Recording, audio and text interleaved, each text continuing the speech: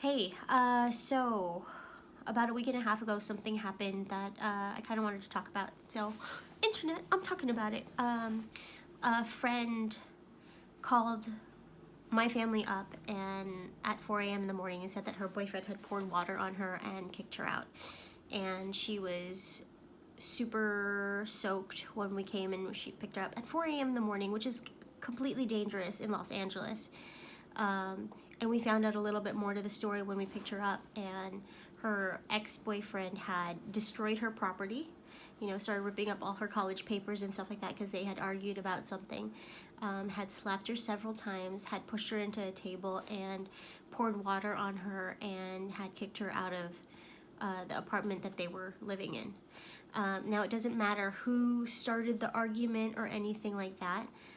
The fact is that when you get upset with somebody, you don't destroy their property. You don't put your hands on somebody to intimidate them or anything like that.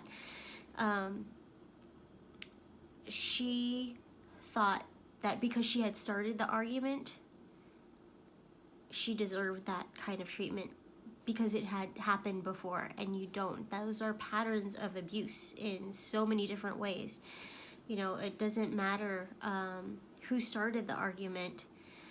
If somebody's bigger than you, in any relationship, there should be a way of communicating non-violently, of handling problems non-violently. If somebody, flies off the handle and can't control themselves in that situation, that's an issue.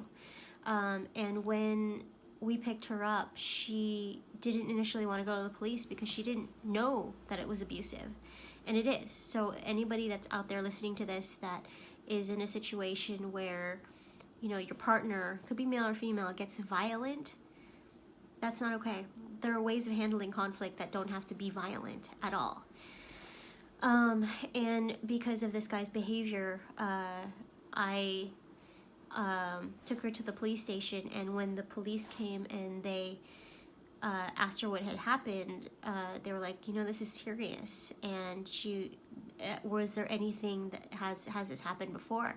And it actually did happen before. So if you are in an abusive relationship, usually it escalates. So I know it might feel scary to go to the police, but you need to, because whoever is doing that is probably going to do it again, and there needs to be a record of it as well. So, and also, this person was making threats to her and to her close friends, and when the police do file a police report, they will get what's called a TRL, which is a temporary restraining order, which means that both parties can't talk to each other and they have to stay within a certain distance from each other.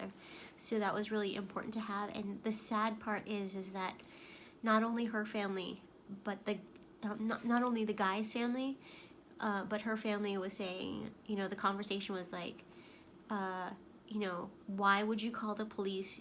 Why would you want to ruin his life? And I got so upset about that because, for one thing, it's like, this guy thought it was okay to put his hands on her and to destroy her property, but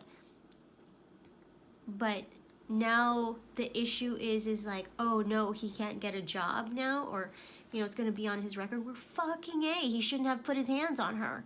You know what I mean? There are other ways to handle conflict rather than do that. So, I'm going to put the number to the National Domestic Violence Hotline for anybody that's out there that needs that. Because, I came from an abusive background as well, and I honestly didn't know that it was abusive until people were like, this is really weird, and this is not right. And then I, snuck a book about domestic violence, and I saw, like, all through the checklists, like, holy shit, this is not right. So anybody that's out there, those resources are available to you if you need help. Call a domestic violence hotline, see if you can talk to a counselor. But yeah, nobody has the right to put their hands on you. That is usually going to escalate in further arguments, and it's not your fault. So I don't know who needs to hear this, but I'm just going to put it out there. Okay.